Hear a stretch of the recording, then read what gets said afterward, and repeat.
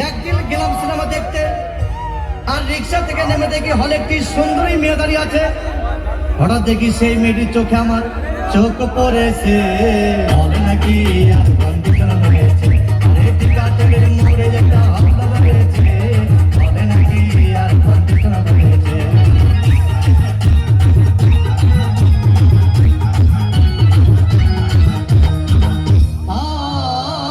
ভাই হাউসফুল কোনো টিকিট নাই, ব্ল্যাকের 10 টাকার টিকিট 20 টাকা দিয়ে কিনে নিয়ে নীলাঞ্জনা ডান্স একাডেমি।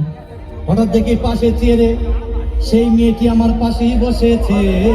বলে নাকি আর কন্ডিশনার হয়েছে, টিকাটের মোড়ে একটা হামলা হয়েছে। বলে নাকি আর কন্ডিশনার হয়েছে।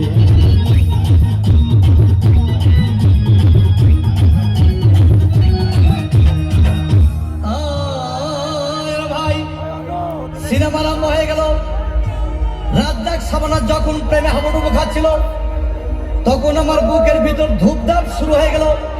আমি যদি প্রেম করতে পারতাম, তখন দেখি পাশের সিটে বসা সেই মেয়েটি আমাকে সিমটি মেরেছে। বলে নাকি